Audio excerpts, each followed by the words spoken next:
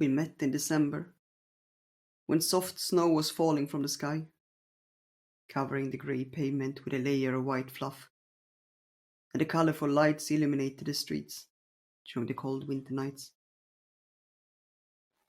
It was so peaceful and beautiful. Perfect weather for the upcoming Christmas, you could say. At least, this was what the endless commercials and movies I saw during this time of the year tried to tell me. But reality was very different, at least for me. And I guess I wasn't alone with these feelings. I could see them in the eyes of the people as I took the train to work every day. It was a long journey, and I spent my time watching the commuters pass through those metal doors with big shiny windows every time the train stopped at the station. I suppose I spent more time watching them walk by than I would have liked to. But to be honest, what else should I do while traveling with a bunch of strangers in a small, fast-moving metal box on my way to work? Some people were like me, knowing the truth from an early age, having learned it the hard way when they were too young to even understand that it could be any different, while others learned it a bit later, when the charm of snow and gifts melted and went away with the winter as they grew older. It didn't really matter. Except for the lucky few, Christmas was a time that brought tears. You were sitting at the bus stop, covered in a thick layer of snow, shivering from the cold. You looked so small and fragile, yet none of the passerbys ever noticed you, busy with their shopping plans and family reunions, and on their way home, you didn't pay any attention to your reddened, cold cheeks. And the other commuters, waiting for the last bus which had been delayed by a heavy snowfall that caught everyone by surprise. They admired the colourful flickering lights that hung above our heads, discussing their plans for the new year. No one noticed you. No one except me. I stood there for a long time, watching the fresh snow fall on the hood of your jacket as I waited for my bus, getting cold and impatient. It was a habit, or maybe just a reaction that I had learned to copy from other people. I didn't really know. I didn't have any reason to hurry. No one ever waited for me to come back, except my cat, who wanted to be fed. It was a fair deal, I thought. I fed him, and he waited impatiently behind the closed doors, giving me a reason to call my tiny apartment a home. I watched you for a long time, knowing it was a mistake. But something inside of me didn't want to turn my head away, look down, like most people would do in this situation, pretending, if they were caught, that it was just a coincidence without any deeper meaning. Yet I stood there looking at you, not really knowing why. As you kicked off the snow that had started to cover your boots, and adjusted a small backpack that rested between your feet. Or maybe I did know why. But admitting the real reason for my gaze would have too big consequences, even if I just admitted it to myself. I hesitated, fighting against my survival instinct that told me to look away, even though I knew it was safer to follow its advice. It always wanted my best, protecting me from any hurt the outside world could bring upon me. And over the years I had learned to trust it more and more. But this time was different. And even when its voice became louder and louder in my anxious mind, I couldn't turn away and pretend that you didn't exist.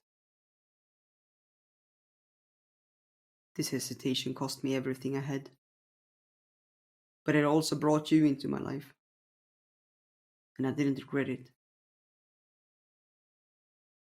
But at that moment, I was terrified as your soft brown eyes looked into mine, showing anyone who would be bothered to look into them deep sadness, loneliness, and tears that hadn't been allowed to flow for a very long time.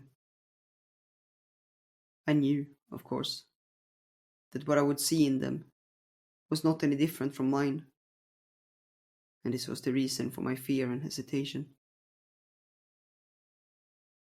Your eyes were like a mirror that I swore to never look into, knowing that my heart would use every opportunity to look into it, nevertheless, even if it would be against my will. I had never lost so badly to this strange urge before, and I had believed that I could resist it forever, regardless of the price I needed to pay for it, as the alternative was very worse. I knew that even a quick glance would shatter my shield to pieces, leaving me to deal with all those feelings that I pretended not to feel. But this time, I lost when I sat down next to you on the cold bench, followed by your curious gaze. It will get even colder, I told you quietly. And a part of me hoped it would be enough to make you disappear from my life, without leaving too much guilt behind to linger in my heart during the long winter months. But you just nodded and added quietly, I know. You were even more lost than I thought. It was probably your first night on your own. Even if I wished I could forget, I knew exactly how you felt, sitting on that cold bench with nowhere to go. You can sleep at the airport, I said quietly, my voice harshened by the cold weather. It's warm and no one will ask you why you're there. You nodded slowly, but your soft brown eyes still kept looking at me. I can give you change for the bus, I said, trying hard to get rid of the guilt that started to grow in my chest. I froze, when instead of accepting it, you asked me for my name. We shared a bed that night, even if none of us was ready for it.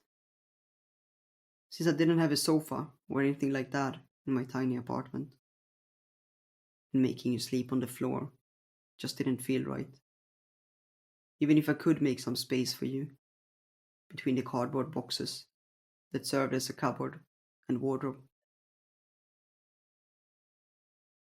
You fell asleep with your body pressed into mine, in a single bed that felt so spacious when I shared it with my cat, but now felt crowded and cozy at the same time.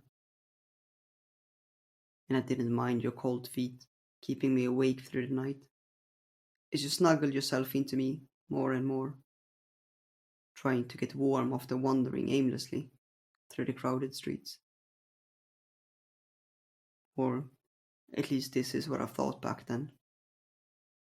With time, I learned that your feet always stayed cold, even during the summer months, and none of my efforts to make them warm ever worked.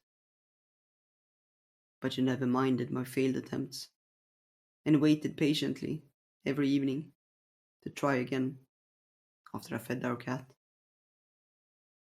You also liked to wear my clothes, even if they were too big and hung on you loosely, making you look even more like my younger sister. In the beginning, you wore them out of necessity, as you hadn't taken many things with you in your small backpack when you ran away. But even when we could afford to buy new clothes, you preferred to wear mine. I never really understood why. I just accepted it, as I accepted that our cat always slept on the kitchen table. And whenever I bought myself new clothes, I got some for you. You also had a keen sense of smell.